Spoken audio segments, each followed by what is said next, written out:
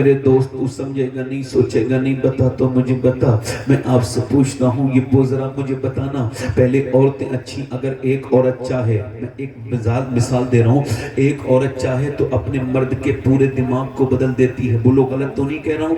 ایک عورت لے کے جا رہی ہے اپنے شوہر کو، کوئی بات نہیں، اس کا حق ہے، لے کے جا رہی ہے بازار میں لے کے گئی، ایک دکان، دوسری دکان، تیسری دکان، چوتھی دکان، پانچویں دکان، چھٹی دکان، ساتویں دکان، بچہ لے کر کے بیچارہ مظلوم پیچھے پیچھے چل رہا ہے، آگے آگے محترمہ چل رہی ہیں، اور اس کو کچھ پسند نہیں آ رہا، مگر یہ بھی بیچارہ بی بی کے پیچھے ہے، کیا کرے بھائی، بچہ گود میں لیے اور پورا دن ہو گیا، شام کو پتہ لگا کوئی ایک کپڑا پسند آیا، اور وہ بھی کتنا خراب کپڑا، جو فٹنگ کا کپڑا تھا، جو حرام تھا، جس کی آستینیں کٹی ہوئی تھی۔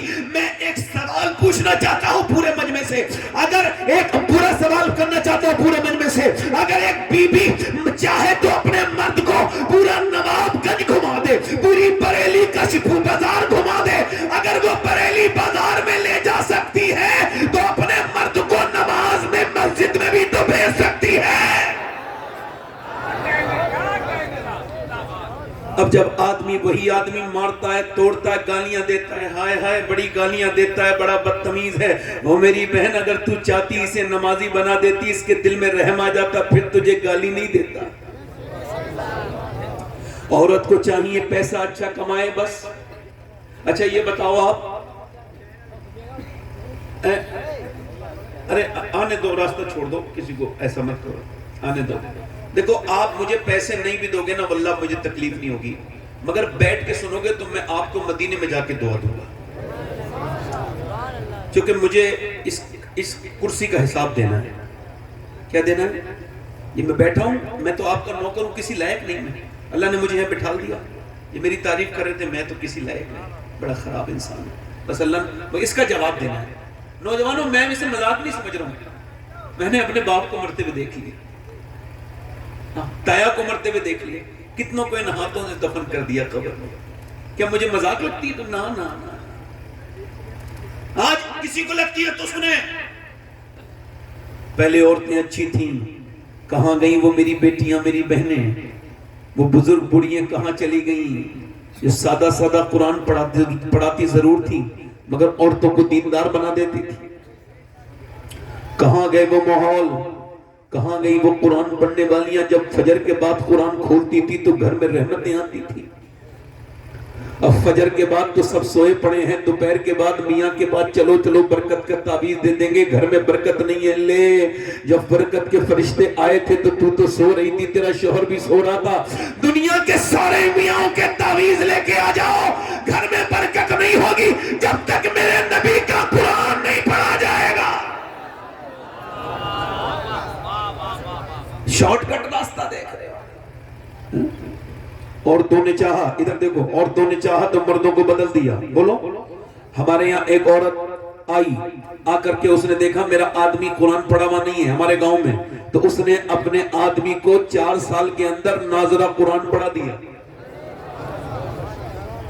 مگر عورتیں سوچتی ہیں بس پیسے آتے رہیں، بس میرا آدمی کماتا رہے، میری خواہشیں پوری کرتے رہے، میرے سارے سامان آتے رہیں، بس مجھے پیسہ ملتا رہے، یہ جہنم میں چلا جائے۔ توبہ توبہ، یہ کتنی گندی بات ہے، یہ غیر منقسم ہندوستان میں ایک بازید نام کے بزرگ تھے، وہ بزرگ اس وقت تک نہیں تھے، وہ اس وقت چودھری تھے، اور چودھری بالکل چودھری دنیا دار، ان کی 2 بیویاں تھیں، انہوں نے تیسری شادی کی تو تیسری بیوی ٹھیک مل گئی، کبھی کبھی بیوی ٹھیک بھی مل جاتی ہے، ان کو تیسری بیوی ٹھیک ملی۔ اچھا جب تیسری بیوی ٹھیک ملی، کیوں بتا رہا ہوں ایسا، اس نے بیوی نے جائزہ لیا، بیک گراؤنڈ نمازی تھا، امی نمازی، ابا نمازی، پورا گھر نمازی، اس نے دیکھا یہاں کوئی نماز نہیں پڑھتا، نہ دونوں بیویاں نماز پڑھتی، نہ بچے، نہ نوکر، نہ خود اس کا شوہر، نہ وہ چودھری نماز پڑھتا، اللہ کی نعمتوں سے بھرا ہوا گھر ہے، خوب جو ہے بھینسیں ہیں، خوب گھی ہے، پہلے یہی دولت کہلاتی تھی، پہلے کی دولت یہی تھی، کسی کے گھر میں زیادہ بیل بھینس ہے تو وہ دولت مند ہے،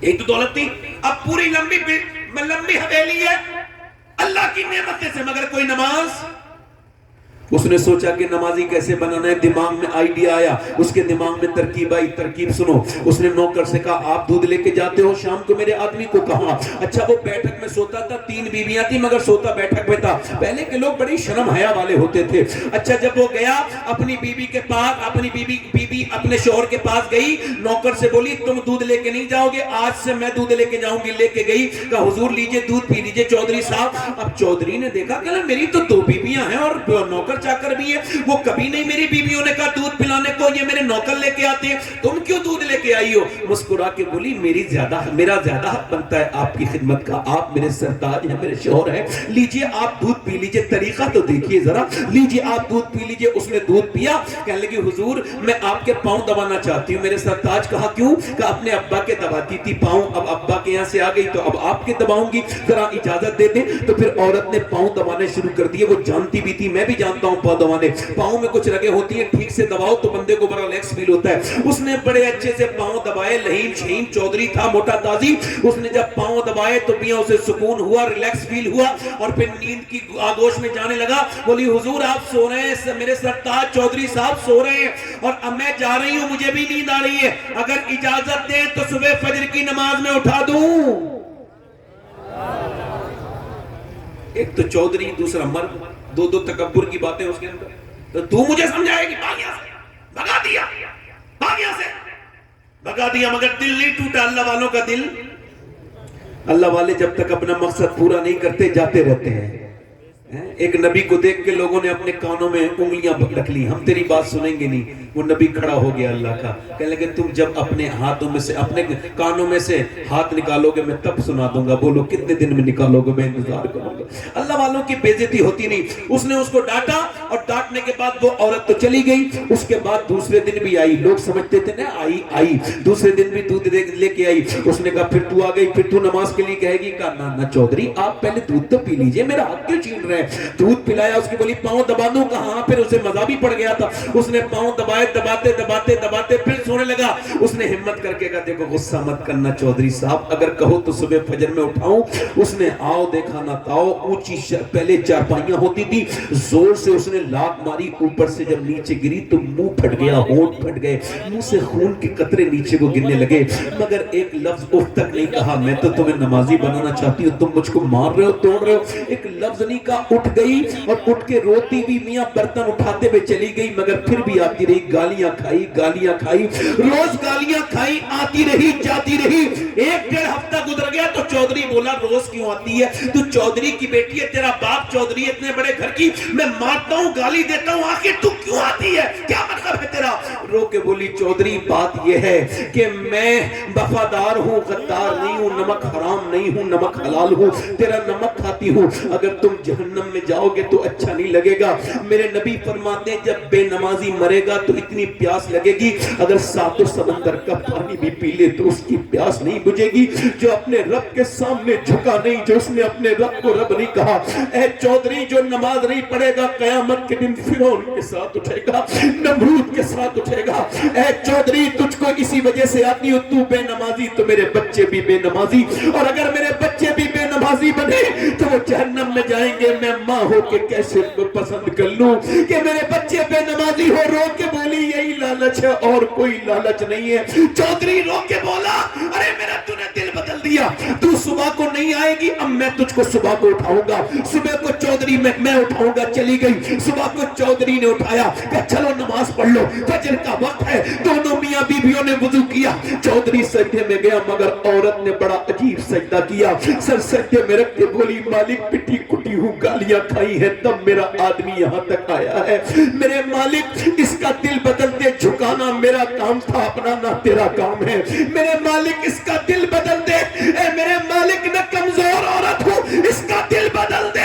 जब वो रोई अल्लाह की रहमत की बरसात हो गई। फिर चौधरी ने कभी तहज्जुद की नमाज भी नहीं छोड़ी, 5 वक्त का नमाजी हो गया। बड़ी मस्जिद बनवाई, सारे नौकर 100-150 नमाजी हो गए। एक इमाम रख दिया, एक मदरसा शुरू करवा दिया। एक औरत के आने से पूरा घर बदल गया, एक औरत ने पूरा घर बदल दिया। और जब इन दोनों के दरमियान बच्चा पैदा हुआ है तो वो कोई आम बच्चा नहीं था, बल्कि सुल्तान मोहम्मद बाहू थे, जिसने कहा था 10वीं